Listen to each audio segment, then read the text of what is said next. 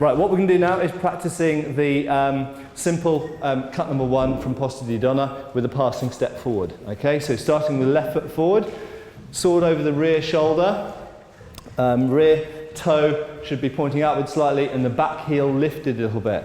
Because we know we're going to move forwards, your weight should be a little bit more on the front leg than the back leg, so we know we're going to travel in that direction.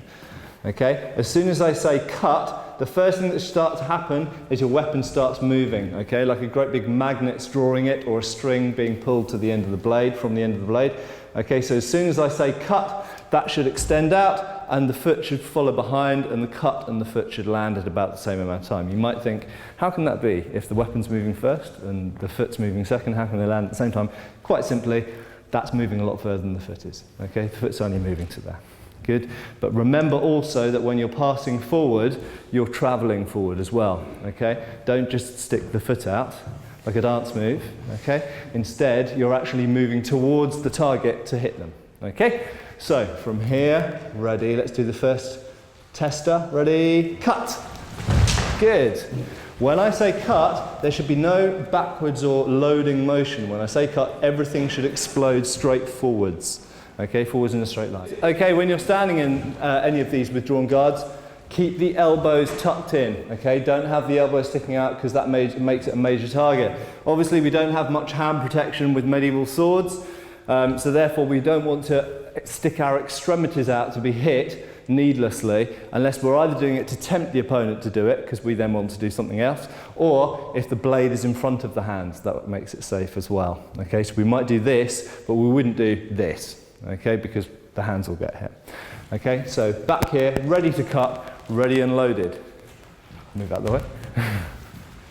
Cut. Ready. Cut.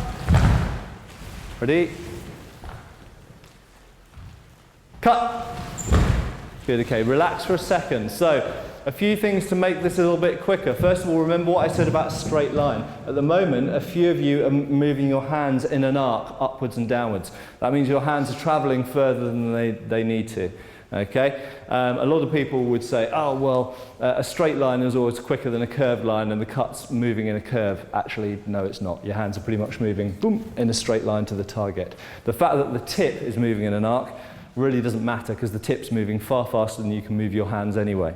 Okay? The old argument about which is faster, a thrust or a cut, is complete rubbish because they both arrive at the same time. It's the time it takes for you to extend your arms or move your feet. Okay, it's not dictated by the speed of the tip moving around because that's far faster.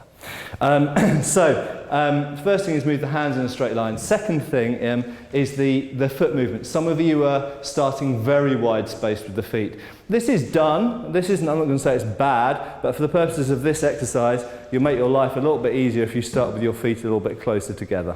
Okay?